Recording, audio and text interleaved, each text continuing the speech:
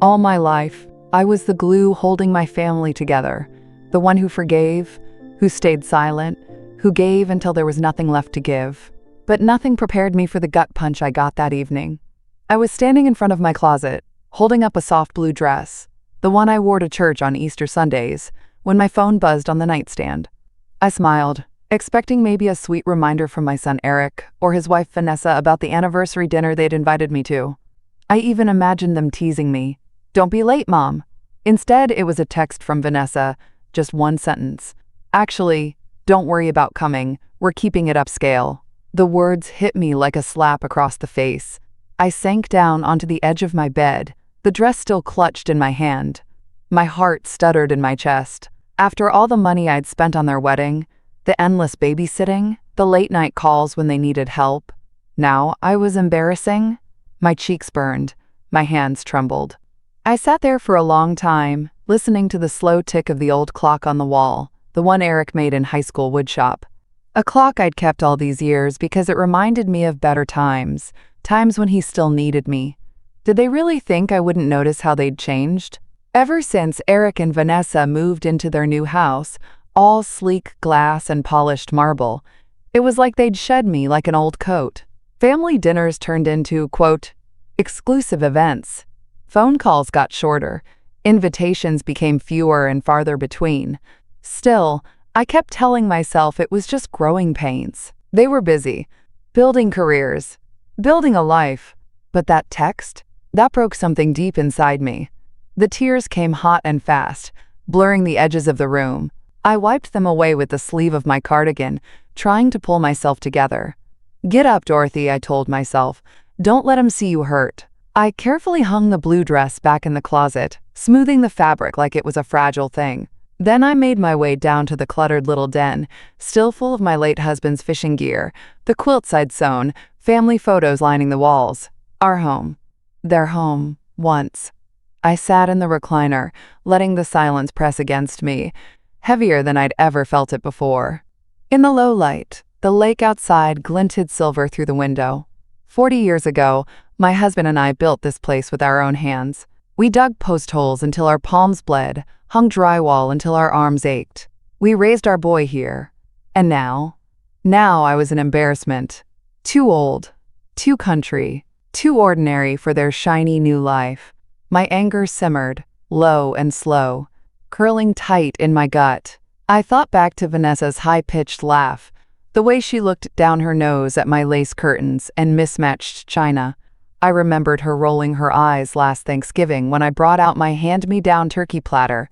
"Oh, that old thing," she said, wrinkling her nose. "You really should update." Maybe I should have seen this coming. Maybe I had seen it and just refused to believe it. I leaned my head back against the chair, closing my eyes. I could still hear my husband's voice, low and steady, in the back of my mind. "Don't ever let anyone make you feel small, Dorothy. You built too much, survived too much, to let him take that away." Well, he was right. I had survived too much. And I wasn't about to sit here, like some cast-off afterthought, and let my own son, my flesh and blood, treat me like a stain on his perfect life. I wasn't gonna make a scene. I wasn't gonna beg. No, I'd do something much better. I'd take back everything I gave them. They wanted to forget where they came from? Fine. I'd make damn sure they had to start over without a penny of what I built. And they'd have no one to blame but themselves. The next morning, I woke up with a purpose I hadn't felt in years. The anger was still there, tucked under my ribs like a hot coal, but now it was fueling me instead of paralyzing me. I moved through my morning routine, slow and steady, like a woman loading up for battle. Black coffee, oatmeal, sensible shoes. When the phone rang around 10, I already knew who it was. Eric's name flashed across the screen. For a half second, I considered letting it go to voicemail. Make him wonder. Make him sweat. But no. I wanted to hear whatever excuse he had ready. I picked up on the third ring, keeping my voice light. "Hey, sweetheart." He launched right into it. All fake cheer. "Hey, Mom. Just wanted to check in. Everything good with you?" Liar. I could practically hear Vanessa standing behind him, coaching him through it, her polished nails tapping impatiently on the granite countertop. Oh, I said, voice syrupy, just trying to figure out what to do with all this old-fashioned furniture, thinking maybe it's time for a clean sweep, fresh start. He chuckled awkwardly. Yeah, that sounds great. Listen, I was thinking, maybe we could come by soon, help you sort through some stuff? Help me. Right. Like buzzards helping a wounded deer. I swallowed the bitter laugh rising in my throat. That's real kind of you, Eric. Let's set something up soon. We exchanged a few more hollow pleasantries before he hung up, promising to touch base later. I set the phone down and stared out the kitchen window, already plotting, already circling. Well, let him come. They had no idea I was 2 steps ahead. Later that week, I hosted a small family lunch. Just me, Eric, Vanessa, and a casserole I whipped up from memory. I made the dining room look cozy, homey, all the little touches they'd sneered at before. Embroidered tablecloth, mason jar centerpieces, the whole 9 yards. Vanessa walked in, wearing high heels so sharp they clicked against my worn hardwood floors like tiny hammers. She wrinkled her nose before she even crossed the threshold. Oh, it's quaint. I smiled sweetly, ladling out heaping spoonfuls of cheesy potatoes onto her plate. Just like you remember, dear. The meal passed with forced chatter. Eric shoveled food in mechanically. Vanessa picked at hers, glancing around the room like she was casing it for valuables. Afterward, Vanessa leapt to her feet, brushing imaginary crumbs off her designer jeans.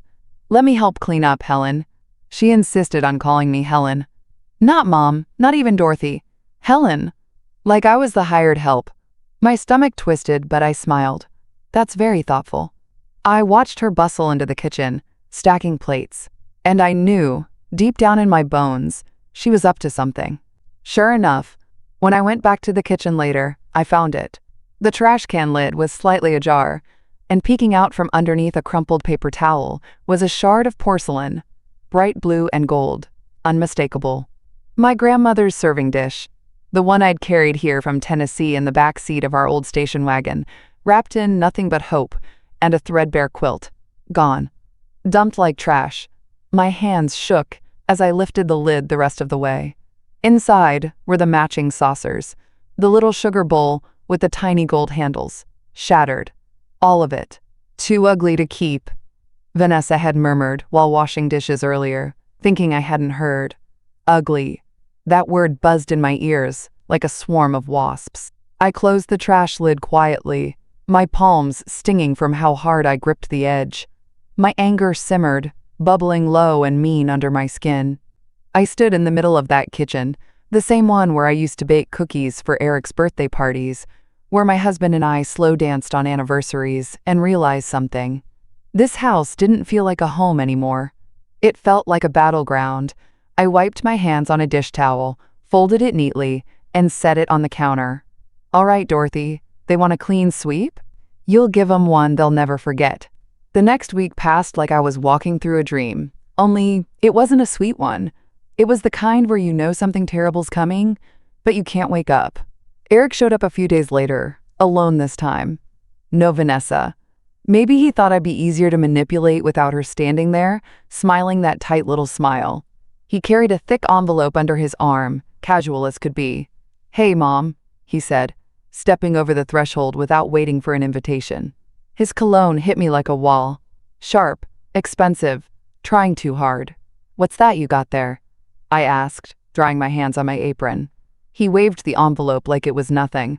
Oh, just some paperwork. Figured we should start getting your affairs in order. You know, estate planning, taxes, all that boring stuff. My stomach dropped. Affairs in order. He might as well have said, let's plan for when you're dead. Still, I kept my face mild, just a hint of confusion in my voice. Taxes? I thought everything was fine. Eric chuckled, like I was a silly old woman. It's just smart to think ahead, Mom. If we sign the house over to me now, you can avoid probate later. Plus, you'll save a bundle on taxes. It's a win-win. I studied him. The way he shifted from foot to foot. The little flicker in his eyes.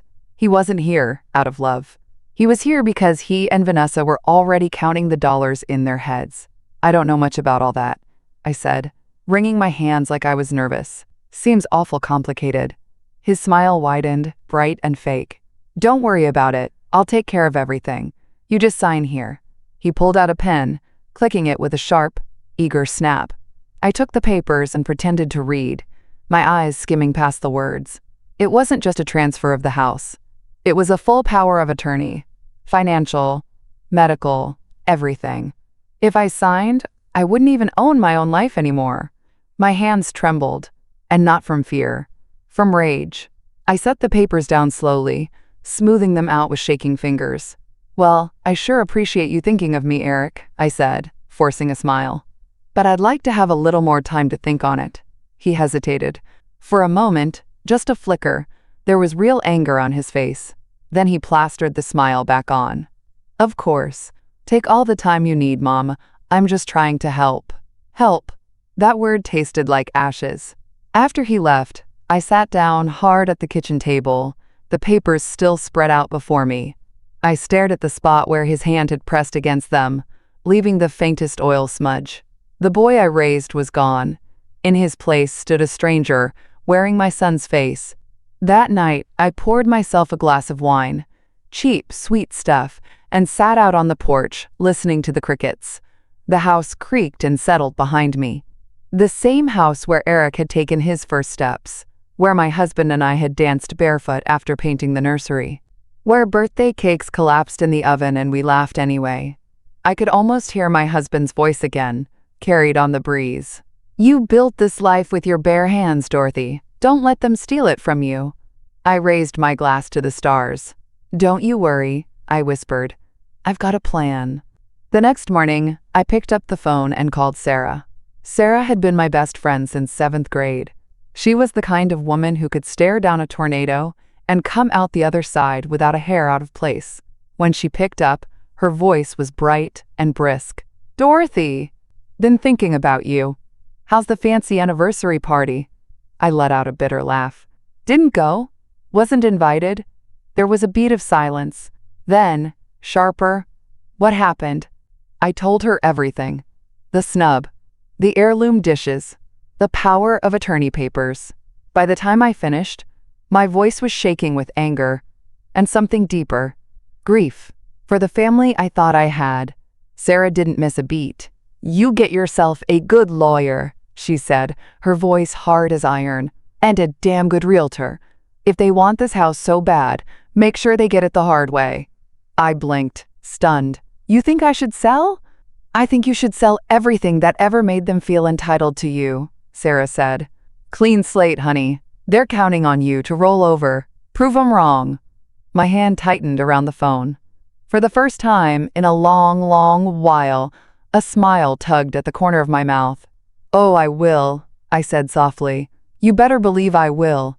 2 days later, a manila folder landed on my doorstep like a quiet little bomb. It was from Mr. Bennett, Sarah's cousin, a discreet, sharp-as-a-tack realtor who specialized in quiet sales for folks like me, people who wanted out without making a big, messy scene. I sat at the kitchen table, flipping through the paperwork by the light of the early afternoon sun. The forms were crisp, clean, final. Listing the house wouldn't be easy. 40 years of memories soaked into the walls. But I knew what had to be done. This house wasn't a home anymore. Not with the way Eric and Vanessa hovered over it like vultures, stripping it of every memory, every kindness. Mr. Bennett had arranged it so the listing would be private at first. Just a few quiet feelers to serious buyers. No yard signs. No public showings. Perfect. I leaned back in my chair, sipping sweet tea, and allowed myself one moment, just one, to mourn. I traced the faint grooves in the kitchen table, the ones Eric made when he was 6 years old, banging his toy trucks across the wood. Gone. All of it. I folded the papers carefully and tucked them back into the envelope. Then I pulled out a second stack Sarah had insisted I draw up. My new will. Clean. Sharp. Untouchable. Eric and Vanessa's names were nowhere on it. Instead, every last dime would go to Amy, my niece, my sister's girl, who had never asked me for anything more than a hug and a slice of pie when she came to visit. Amy, who still sent real handwritten thank you notes. Amy, who called just to say she loved me. I smiled as I signed the final page with a slow, steady hand. Done. That Sunday, just as the first warm breezes of spring rolled in off the lake, Eric showed up again. I heard the heavy slam of his car door before he even rang the bell. I watched from the kitchen window as he straightened his jacket, rehearsing whatever performance he had planned. I opened the door before he could knock, surprising him. "Hey, Mom," he said. That oily smile plastered across his face. "Thought I'd stop by. Help you sort out some of that paperwork we talked about." He glanced over his shoulder, expecting Vanessa to follow. But she wasn't there. Good. One less snake to deal with today. I stepped aside, letting him in with a polite nod. "Come on in, honey. I just put on some coffee." He followed me into the kitchen, his eyes darting around. I saw the way he looked at the antique clock, the hand-stitched curtains, the heavy oak sideboard, sizing it all up. Calculating. Over my dead body, I thought grimly. And even then, not a damn thing for you. I poured 2 mugs of coffee and set one in front of him, keeping my smile sweet.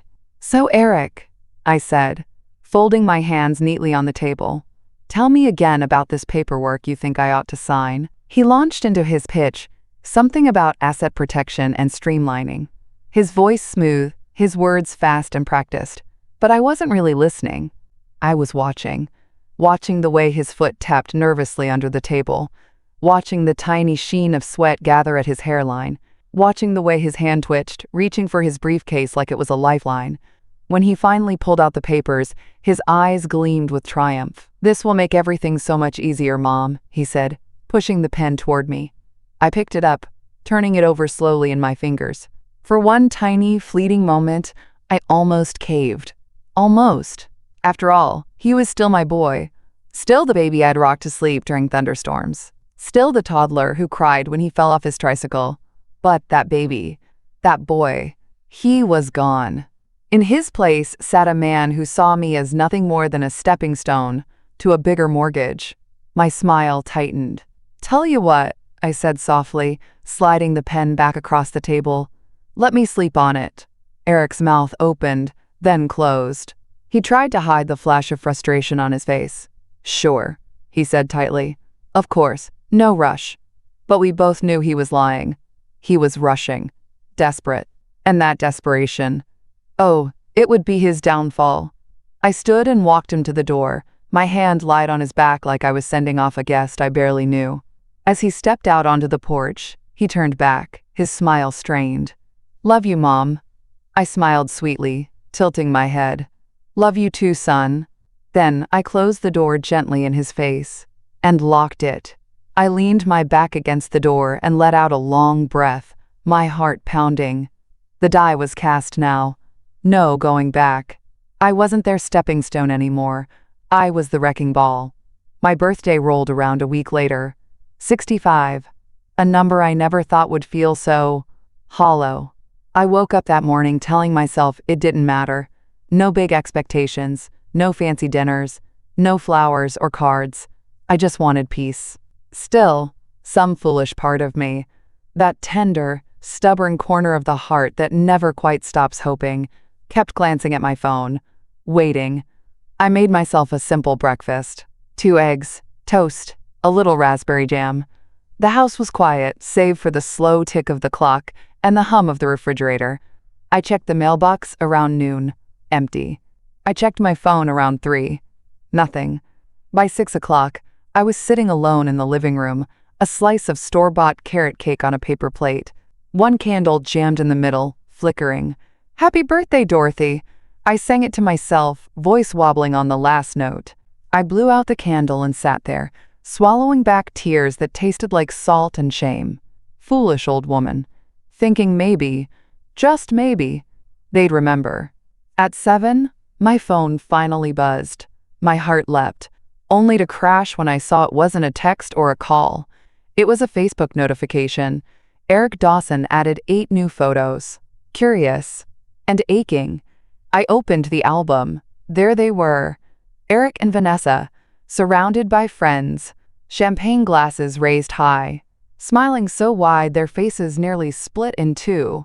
The caption read, "Celebrating another amazing year with the people who matter most." Party popper sparkles, hashtag family by choice, hashtag blessed. I stared at the screen, my thumb trembling. People who matter most. Not a single picture of me. Not a single mention. They'd thrown a party. A real one. With flowers and music and laughter. And I hadn't even been an afterthought. I set the phone down gently on the coffee table, my movements slow and deliberate. I was afraid if I let go too quickly, I'd shatter something. Maybe the glass top. Maybe my own heart. My mind flooded with memories. I remembered baking Eric's 3rd birthday cake in the dead of night because we couldn't afford a bakery one. I remembered saving every penny for his college tuition, wearing the same winter coat until it was threadbare at the elbows. I remembered Vanessa crying at the bridal shop because she couldn't afford the gown she wanted, and me secretly putting it on my credit card without telling her. For what? So they could toss me aside like last season's shoes? No. No more tears, no more hoping. Tonight, I buried the mother they remembered, the one who would swallow pride, pain, and dignity just to stay close. Tonight, someone new was born. Someone they were about to regret underestimating. I closed the laptop and rose from the couch. The house creaked beneath my feet as I moved slow, steady to my bedroom. Inside my closet, tucked away in a battered shoebox under a pile of old sweaters, sat the one thing they didn't know about, a key. Not just any key. The key to a small safe tucked into the floorboards, hidden beneath the bed my husband and I had shared for 4 decades. Inside that safe, original property deeds, bank documents, birth certificates, and, most importantly, an updated version of my will, sealed and notarized. I opened the safe and ran my fingers over the folders, feeling the solid weight of my future resting there. All mine. All secure. Out of their reach. They wanted to pretend I didn't exist? Fine. They were about to find out just how invisible I could make myself. I closed the safe gently and stood, my back straightening, until it felt like I was 10 feet tall. Tomorrow, I'd meet with Mr. Bennett to finalize the private listing. Tomorrow, the first domino would fall. And they wouldn't even hear it until the whole damn tower came crashing down around them. The next morning, I brewed myself a fresh pot of coffee, the strong kind that clings to your throat and kicks you in the chest, and pulled on my best pair of slacks. I wasn't dressing for them anymore. I was dressing for war. The drive into town was cool and breezy, the lake shimmering like a mirror in the morning sun. You wouldn't know, looking at it, that today was the beginning of an end. When I pulled up outside Mr. Bennett's office, a neat little brick building with ivy curling up the sides, I took a deep breath and squared my shoulders. Inside, Mr. Bennett greeted me with a firm handshake and a warm smile. "You're doing the right thing, Dorothy," he said quietly, leading me into a tidy conference room. "Might not feel like it today, but someday soon, you'll thank yourself." I nodded, swallowing the lump that had lodged in my throat. "I know. It's just, you give your whole life to people, and then one day you realize you are the only one holding anything together." He handed me a sleek folder, heavy with contracts and confidentiality clauses. "You're not alone," he said. "Not anymore." I signed the papers with a steady hand, the pen gliding across the pages like a knife through butter. Each signature felt like snipping a thread that had bound me to a life that didn't love me back. When I finished, Mr. Bennett slid the final copy across the table and offered me a simple, sturdy envelope. Inside was my freedom. "The house is officially listed," he said. "Quiet market. Only serious buyers. You should have an offer within the month." I nodded, clutching the envelope to my chest like a shield. As I left his office and stepped back out into the spring air, I felt lighter. Not happy, exactly, but free. The days that followed passed in a strange sort of calm. I went about my business as usual, watering the garden, visiting the library, baking a pie just because it made the house smell good.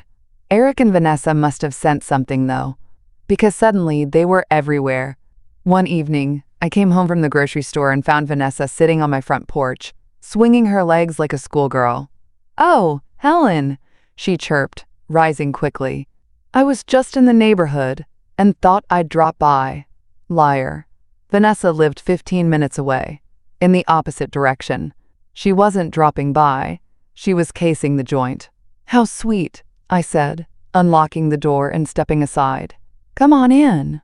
Inside, she buzzed around the living room like a hummingbird, touching knickknacks, peeking into corners. I watched her eyes flicker to the old roll-top desk in the corner, the one that still held my husband's coin collection. "You know," she said lightly, flipping her hair over one shoulder, "this place is just so cozy. But don't you think it's a little much for you now, living here alone?" I smiled thinly. "Maybe," she beamed. "Exactly!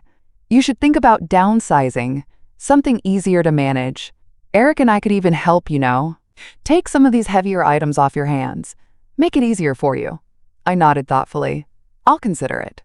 She practically skipped to her car after that. Later that night, when I curled up in bed, I let the truth settle deep into my bones. They weren't just greedy. They were shameless.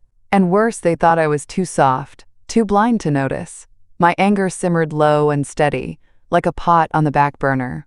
The next morning, I packed up my most precious belongings. Not the obvious things they'd think to grab, but the true treasures. The wedding photo tucked behind the pantry door. My mother's brooch, hidden inside a sewing basket. The little diary I kept through all those long, lonely years after my husband died. I wrapped them carefully in towels, placed them in a box, and drove them straight to Amy's apartment across town. When she opened the door, her face lit up. "Aunt Dorothy, what's all this?" I hugged her tight, breathing in the clean lavender scent of her shampoo. "Just a few things I want to keep safe," I said. She didn't question me, didn't pry, just helped me tuck the box away in her spare closet with a quiet smile. And in that moment, I knew I was giving my love to the right person now. Not the ones who demanded it, not the ones who expected it, the ones who earned it. I came home to a voicemail from Eric. "Hey, Mom, just thinking, maybe we could all have brunch Sunday. Talk about the paperwork? Vanessa's got a few ideas. You know, for your future. My future." Funny how they kept forgetting I still owned it. I deleted the message without even listening to the rest. Let them plan their little brunch. I'd be there. But they weren't gonna like what I had to serve. Sunday morning came bright and clear, the kind of soft spring day that almost made you forget the ugliness people could carry inside them. I dressed carefully. Not flashy, not frumpy either. Simple navy slacks, a cream blouse, the pearl earrings my husband had given me for our 10th anniversary. The ones Vanessa once sneered at for being too vintage. Let them look at me in wonder. I drove to their house with the windows cracked open, letting the clean air whip through. My heart pounded steady in my chest, but it wasn't fear anymore. It was purpose. When I pulled into their pristine driveway, all manicured hedges and fancy solar lights, I sat for a moment, gathering myself. "You built your whole life, Dorothy. You survived worse than this." I stepped out, head held high. Vanessa opened the door before I could even knock, all sugary smiles and wide, fake eyes. "Helen!" she cried, like she hadn't banished me from her party, like she hadn't thrown my memories in the trash. "Come on in, we're so excited to see you."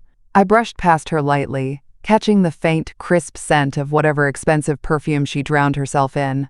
Something sharp, artificial. Their living room looked like something out of a showroom. All sterile whites and cold metals. Not a hint of warmth. No family photos on the walls. No kids' drawings on the fridge. It wasn't a home.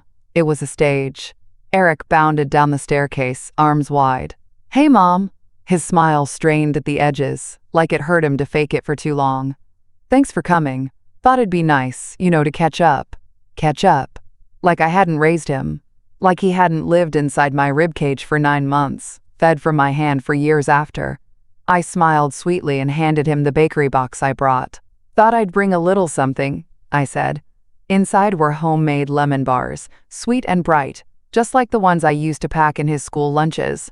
For a second, something flickered in Eric's eyes. Maybe guilt, maybe just a memory. But then Vanessa swooped in, all smooth efficiency.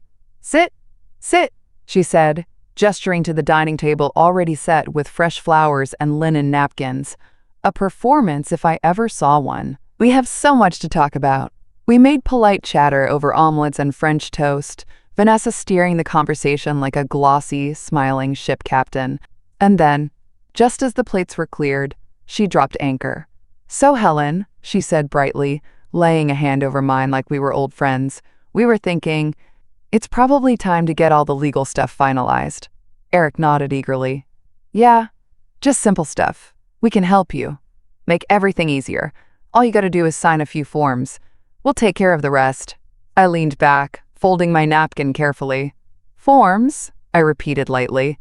Like the ones you brought over last time? Vanessa laughed, a little too loudly. Those were just a draft. Nothing serious yet. This time it'll be official. Protecting your assets, ensuring a smooth transition. Like I was already halfway in the ground. Eric slid a thick envelope across the table toward me. The same size, the same trick, only this time they'd dressed it up fancier. Gold lettering on the folder, a shiny pen clipped inside. I took my time picking it up, flipping it open, scanning the first page. Power of attorney, financial access, full control of all accounts, right to sell property, everything I had worked for, all wrapped up in a neat little package, just waiting for me to surrender it. I set the folder down gently and looked them both square in the eye. Eric grinned nervously. You can trust us, Mom. We're family. Vanessa chimed in sweetly. We only want what's best for you. I smiled then, slow and wide and genuine, not because I believed them, but because they had no idea the trap they were walking into. I trust you completely, I said softly. Their faces lit up. But, I added, reaching into my purse, I brought something too. I slid a crisp white envelope onto the table, pushing it toward them. Eric snatched it up eagerly, already envisioning dollar signs. He opened it and froze. Inside wasn't the signed forms they expected. It was a copy of the finalized house sale papers and a copy of my brand new will. The will that left them exactly nothing. The color drained from Eric's face so fast I thought he might faint. Vanessa's smile shattered like cheap glass, her mouth opening and closing like a landed fish. You, she stammered. You can't do this. I tilted my head, feigning innocence. Do what, dear? Eric shoved back from the table, his chair screeching loud and ugly against the floor. You're selling the house? You're cutting us out? After everything we've done for you? I rose slowly, smoothing down my blouse. You're right, I said. After everything you've done for me. I slipped my purse over my shoulder, calm as a spring morning. And now, I'm just returning the favor. Their outrage bubbled up behind me as I walked to the door. I didn't look back. Not once. By the time I reached the front steps, Eric was shouting behind me. You're making a huge mistake, Mom. You're gonna regret this. Vanessa's voice wasn't far behind, shrill and cracking. You're throwing away your own family? You're gonna die alone, Helen.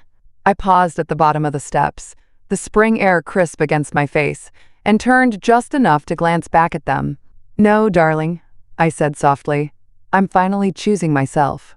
And with that, I walked away, leaving their fancy brunch and their hollow hearts behind me. Word travels fast in small towns.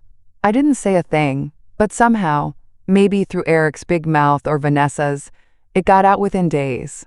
By Friday afternoon, Sarah and I sat at the corner booth in Maple's diner, sipping sweet tea and watching the ripples spread. Mr. and Mrs. Dawson, it seemed, weren't the golden couple they thought they were. A few of Eric's so-called friends had been sitting nearby at brunch that day. Family friends. Longtime neighbors. The kind of people who still remembered who raised who. And they heard everything. Apparently, after I left, Eric and Vanessa didn't even pretend to keep their masks on. They'd screamed at each other across the dining room, airing every greedy plan they'd cooked up. How they'd expected to flip my house, use the money for a second home, how they deserved my savings after putting up with me all these years. Oh, honey, it was better than any soap opera. By the time the dessert menu came around, a good dozen people had witnessed their meltdown, and most of them had kids or grandkids who ran their mouths faster than wildfire spreads through dry grass. Now, everywhere they went, people stared, whispered, smirked behind their hands. Sarah stirred her tea, a sly smile playing at her lips. Vanessa tried to show her face at the PTA meeting yesterday, she said. Looked like she swallowed a lemon whole. I laughed, a full, rich sound that felt like it had been buried for too long.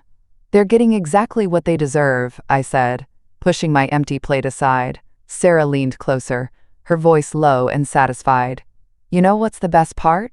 I raised an eyebrow, intrigued. Apparently, she said, Eric bragged about your inheritance at some poker night a few months back.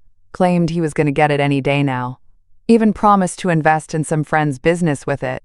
I blinked, stunned. And now, Sarah finished with a grin. He's got nothing but a stack of bad bets and a whole town full of people who know he's a fool. I shook my head slowly, letting it sink in. All that scheming. All that greed. And now they had less than when they started. The sweet taste of justice lingered on my tongue, sweeter than any birthday cake. Later that evening, I sat on my porch swing, the pink and gold of sunset spilling across the lake. For the first time in a long, long while, I felt peace settle over me like a warm quilt. I wasn't angry anymore. Not really. I didn't need to scream or curse or wish them ill. Life was already taking care of that part for me. I thought about the younger Dorothy, the one who would have chased them down, begged for love, bent herself into knots trying to make them see her worth. Poor thing. She didn't know yet that some people will bleed you dry and still call you selfish when you finally say no.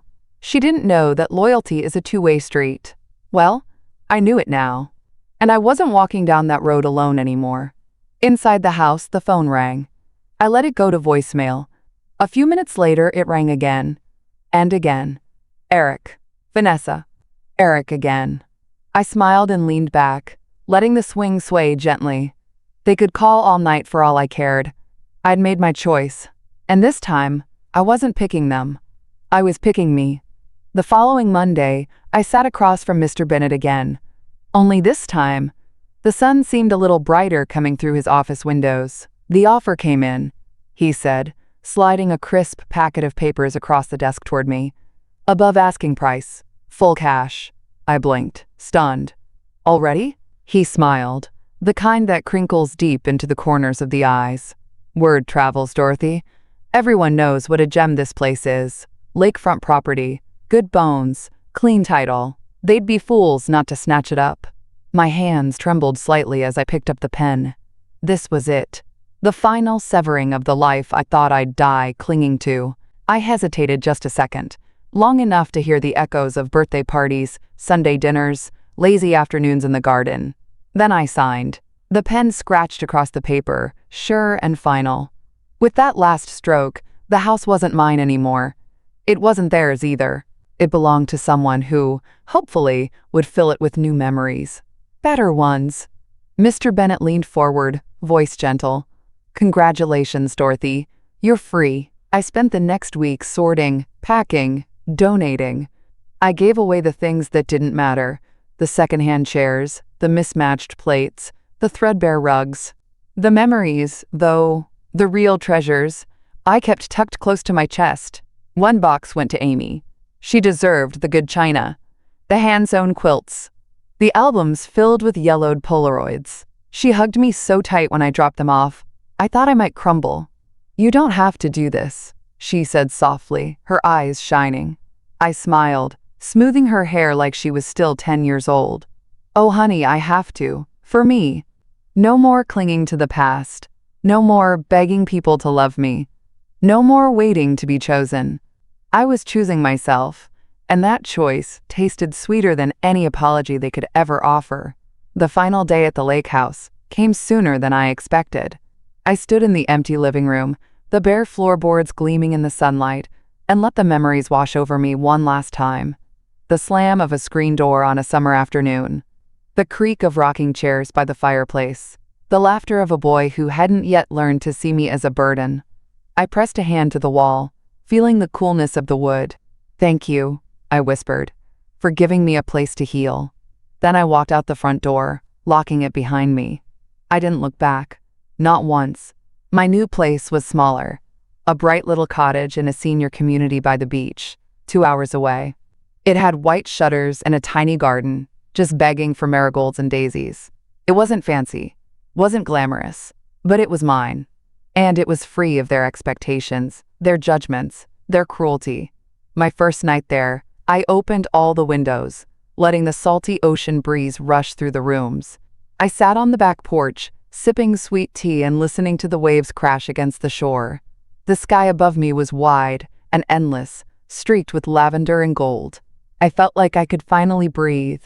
No more holding my tongue. No more shrinking myself to fit into someone else's life. Just me. Whole. Enough. A week later, as I dug around in the tiny garden, my phone buzzed. I wiped my hands on my jeans and picked it up. It was Amy. Her voice was bright, excited. "Aunt Dorothy! Guess what?" I laughed. "What, baby?" "I just saw it. Eric and Vanessa put up a GoFundMe page." I blinked. "A what now?" She snorted. "You heard me. They're trying to raise money to, quote, rebuild after a devastating family betrayal. Said they're suffering because they, quote, trusted the wrong people." I laughed so hard I had to sit down on the grass. "Oh, honey," I wheezed, wiping tears of laughter from my cheeks. "You can't make this stuff up." Amy giggled. "They're getting roasted in the comments. People are calling them entitled, spoiled, greedy. It's a mess." I shook my head, still chuckling. Karma had a way of handling things better than I ever could. And it looked like she was just getting started. About a week after the GoFundMe fiasco, I got an unexpected invitation. Sarah, bless her heart, had organized a little welcome brunch for me at the community center by the beach.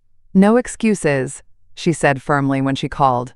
"You're showing up, you're bringing that pretty smile, and you're letting people celebrate you for once."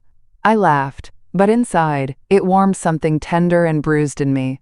For so long, I'd been shrinking, trying to make myself smaller, easier to overlook, less of a burden. But now I was letting the sun hit my face full on. I pulled on a soft yellow dress, the one that always made me feel like sunshine, and headed down the lane. The community center was a cheerful little building, with white siding and big glass windows overlooking the sea. Inside, the tables were decked out with simple bouquets of daisies and mason jar candles. A spread of muffins, quiche, fresh fruit, and sweet tea lined the buffet. And people, real warm, welcoming people, filled the room. Some I knew already, from the gardening club or morning yoga. Others were strangers who smiled wide and introduced themselves without hesitation. It felt different. It felt like home. Sarah bustled over in a blue linen dress, practically glowing. "There she is," she cried, pulling me into a tight hug. "The woman of the hour!" I laughed, feeling my cheeks flush with something I hadn't felt in a long time. Pride. Someone behind us clinked a glass for attention. It was Mr. Roberts, a wiry old gentleman who ran the Wednesday night book club. He cleared his throat dramatically. "Ladies and gentlemen, today we officially welcome Dorothy Dawson to our little corner of paradise." The room erupted into cheers and claps. I blinked fast, willing the sudden sting behind my eyes to behave. "You are proof," he continued warmly, "that starting over is not a failure. It's a triumph. Here's to fresh beginnings, strong friendships, and the courage to choose happiness." More cheers. Louder this time. Someone handed me a mimosa. Someone else grabbed my hand, pulling me toward a table already crowded with smiling faces. And just like that, I realized I wasn't alone. Not even a little bit. Later, after most folks had trickled out, Sarah and I sat on the deck overlooking the sea. "You look different," she said, sipping her lemonade. "Do I?" I teased. She nodded seriously. "You look free." I leaned back, letting the salty breeze whip my hair around. "I am free," I said softly, finally. We sat in companionable silence for a while, watching a sailboat drift lazily across the horizon. Then Sarah cleared her throat. "By the way," she said, trying and failing to hide a grin, "you might want to check your phone." I raised an eyebrow but humored her, pulling my phone from my bag. One missed call from Eric, one new voicemail, and one furious text message. "Mom, how could you humiliate us like this? You're selfish, you're heartless, you ruined us." I shook my head slowly, not even angry anymore, just tired. Tired of carrying people who only ever loaded more weight onto my back. Sarah leaned over to peek at my screen, reading the message upside down. She let out a low whistle. "Well, if that ain't a confession, I don't know what is," I snorted. "Selfish? Heartless? After all I gave?" I looked out at the water, my voice calm and sure. "No, sugar. I just finally stopped lighting myself on fire to keep other people warm." Sarah reached over, squeezing my hand. "We didn't say anything else. We didn't need to. The sea stretched out before us, wide, wild, waiting. And for the first time in my whole life, I felt ready to meet it head on. No more begging for scraps. No more explaining my worth. No more shrinking to fit into spaces that were never meant for me. I was Dorothy Dawson. Widow. Mother. Fighter. And I was just getting started. About a week after the brunch, I got another letter. Not a card. Not an apology. A certified envelope. The kind that makes your stomach drop the moment you see it. I slit it open with a paring knife right there at the kitchen counter, bracing myself. Inside was a thick, ugly letter from some downtown lawyer Eric had scraped together, full of big, blustering words like undue influence and mental incompetence and potential reversal of property transactions. In plain English, they were threatening to sue me.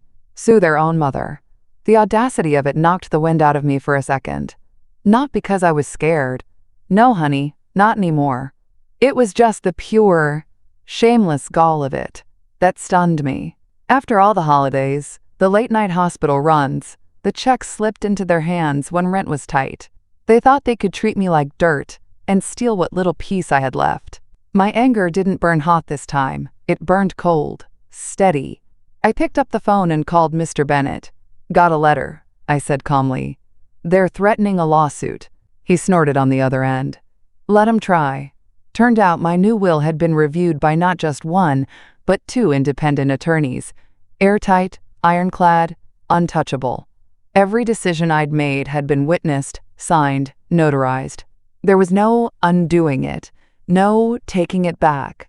As for the house, already sold, already closed, money already transferred, sitting pretty in my new separate account. I had moved faster than they realized.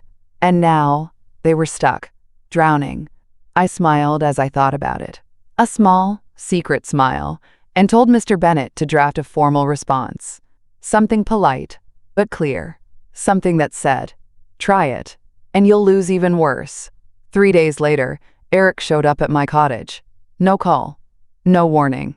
I saw him through the screen door, standing awkwardly on the front porch, clutching his phone like it might protect him. Gone was the cocky grin. Gone was the fancy jacket and polished shoes. He looked small, tired, lost. For a moment, my heart twisted. Not because I felt sorry for him, but because I finally saw him for what he truly was, a boy who never learned to stand on his own 2 feet, and now he was falling. He knocked, tentative, unsure. I opened the door just enough to lean against the frame. "Hi, Mom," he said, voice soft. I waited. I just wanted to talk. I crossed my arms. "Talking's free, Eric. Lawsuits aren't." He flinched like I slapped him. "Look," he said quickly. "Vanessa. She's been pushing me. Saying stuff. It's not really me, Mom. You know that, right?" I raised one eyebrow. He rushed on, desperate. "I miss you. I miss the family. Maybe we can work something out. Go back to how things were?" I tilted my head. "You mean," I said slowly, "where you smile to my face and steal behind my back?" His face flushed. "No. I mean we can fix it." He shifted his weight from foot to foot like a guilty schoolboy. "You can come live with us again," he blurted out. "You wouldn't have to worry about anything." I laughed, a low, disbelieving laugh that caught him off guard. "Live with you?" I repeated. "You mean back in that big cold house where I'm an embarrassment unless I sign everything over?" He opened his mouth, and nothing came out. I took a deep, steady breath, feeling the sea air fill my lungs. "You made your choices, Eric," I said quietly, "and now I'm making mine." He tried again, voice cracking. "But you're my mom. Family's supposed to forgive." I studied him a long moment. "You're right," I said. "Family is supposed to forgive. It's also supposed to protect, to honor, to love."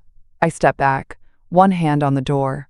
"You stopped being my family the day you decided I was only good for what you could take." I started to close the door. Eric panicked, stepping forward. "Please, Mom, just think about it." I looked him dead in the eye. "I did think about it," I said, my voice steady as a rock. "And I'm choosing peace." Then, without another word, I closed the door between us. Soft, slow, final. I didn't lock it in a panic, didn't slam it in anger. I just closed it. Because some doors, once shut, don't need to be opened again. From the window, I watched him stand there for a few seconds more, staring at the wood grain, as if he could will it back open. Then, shoulders slumped, he turned and walked away. The ocean breeze whispered through the open back windows, carrying with it the scent of salt and wildflowers. I smiled, turned up the radio, and got back to planting my marigolds. There were better things, brighter things, ahead, and I was finally walking toward them.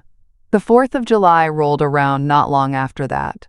In our little beach community, it's the event of the year. Flags waving from every porch, picnic tables groaning under the weight of casseroles and pies, kids running wild with sparklers. I'd volunteered to help with the bake sale that raised money for the local library.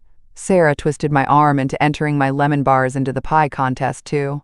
"You owe it to yourself," she grinned, elbowing me. "Show this town what you're made of." And honestly, it felt good to be needed again, but this time by people who wanted me around, not because of what I could give them, but just because they liked me. The day was perfect. Blue skies, the scent of barbecue drifting through the air, laughter everywhere you turned. I wore a simple cotton sundress and my best straw hat. I even let Amy talk me into painting a little red, white, and blue stripe on my cheek. It was the kind of day that felt stitched together by pure hope. Around noon, the mayor, a plump, jolly woman named Carla, called everyone toward the bandstand for a few announcements and awards. "All right, folks," she said into the crackling microphone. "We got a very special prize this year. Best dessert." I stood off to the side, laughing as a little boy proudly clutched a melting ice cream sandwich like it was a trophy. "And the winner is," Carla sang out, drawing it out for drama, "our newest neighbor, Dorothy Dawson." Cheers erupted. I stood there stunned for half a second, lemon bar crumbs still on my hands. Sarah gave me a gentle shove. "Get up there, woman." I laughed, heart thudding, and made my way toward the stage. People clapped, whistled, even a few whooped. And standing near the back, half hidden behind a tree, was Eric and Vanessa. Their faces like thunderclouds. I almost laughed out loud. They were here, lurking in the background of my celebration, invisible to everyone except me. They had to stand there and watch as I accepted a blue ribbon, shook hands with the mayor, and smiled for pictures while strangers congratulated me like I was royalty. And nobody noticed them. Nobody cared. They weren't the center of the universe here. They weren't owed anything. I was the one being lifted up. I was the one who mattered. It was better than any revenge I could have plotted. Because their punishment wasn't losing money. It was losing me. Losing the one person who had loved them without condition, until they taught me better. After the awards, Sarah and I sat on the picnic tables, sipping sweet tea and swapping stories. "See them?" she said, tipping her chin toward the shadows. I nodded, smiling into my cup. "They look like they sucked on a lemon," she added gleefully. "I'd offer them one of my lemon bars," I said dryly, "but I think they've had enough bitterness for one day." Sarah cackled so loud, a few heads turned.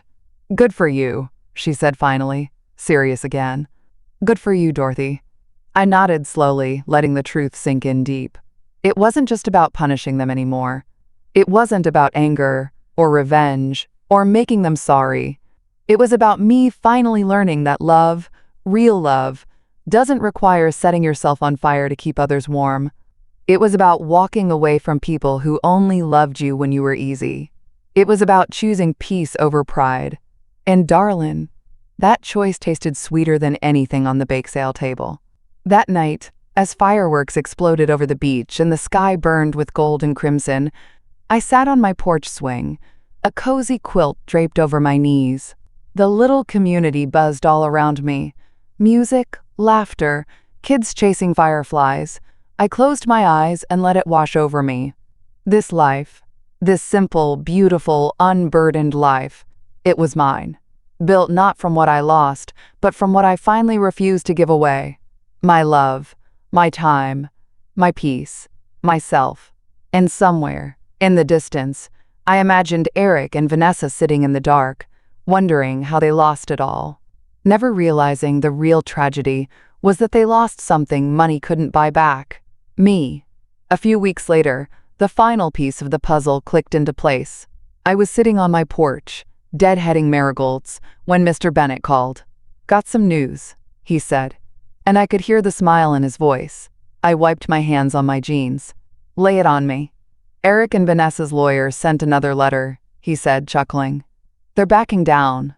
I blinked. "What? Just like that?" "Yep. Not a leg to stand on. They can't afford to drag it out, and frankly, they can't afford the bad press either."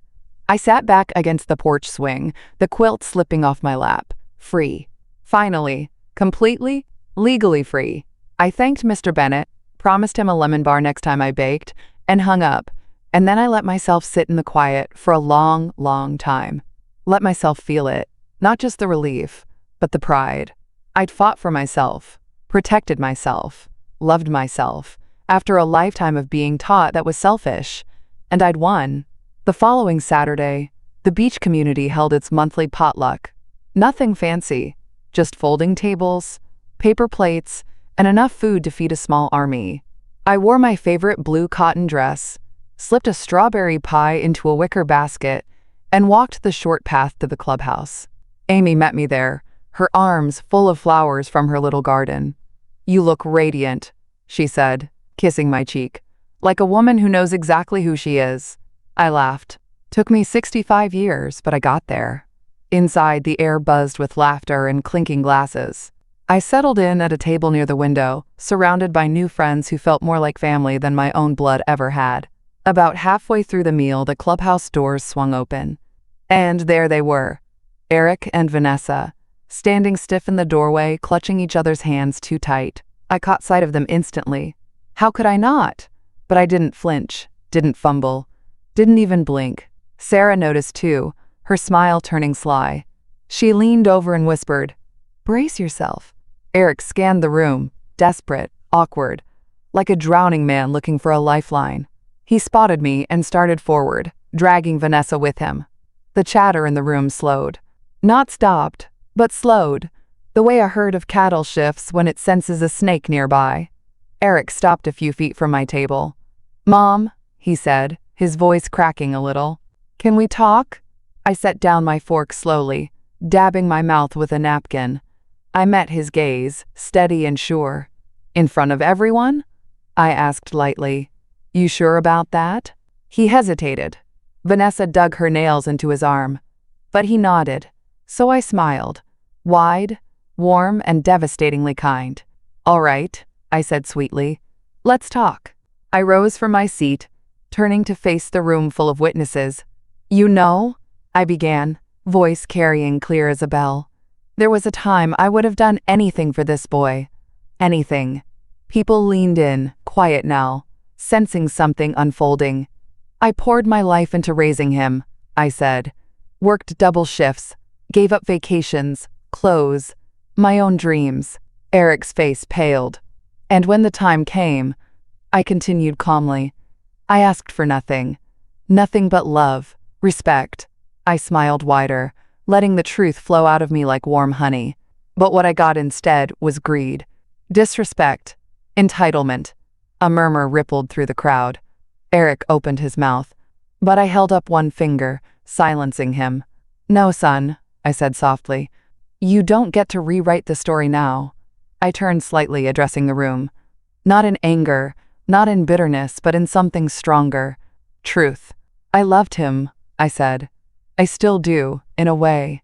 But love doesn't mean handing your life over to people who treat it like scrap paper." I stepped closer, my voice dropping into something quieter, deadlier. "And if anyone here thinks standing up for yourself is selfish or heartless, well, you can go ahead and sit with them." I tipped my head toward Eric and Vanessa. The room stayed still, silent. Not a soul moved. Not one person stood up for them. Vanessa let out a choked sound, half sob, half snarl, and yanked Eric toward the door. He didn't even look back at me. Not once. They disappeared out into the night like smoke, fading, gone. And I turned back to my table, picked up my fork, and took another bite of strawberry pie. It tasted sweeter than anything I'd ever eaten. One night, as the year wound down and the first new moon of January rose black and beautiful over the ocean, I stood barefoot on the back porch, feeling the cold wood under my feet. I lifted my face to the sky and whispered a prayer. Not for Eric, not for Vanessa, but for me. A prayer of thanks, of survival, of strength, of joy. Because life doesn't always give you the family you want. Sometimes it gives you the lessons you need. And sometimes, if you're lucky, it gives you the strength to be your own salvation. I was lucky. Lucky to have lived. Lucky to have lost. Lucky to have started over stronger than before. And standing there under the stars, toes numb with cold, heart blazing warm, I knew the truth, deep and sure. You are never too old, never too broken, never too late to choose yourself. And baby, when you finally do, you don't just survive. Final question to you, sweetheart. If your own family disrespected you like they did Dorothy, would you forgive them or walk away for good?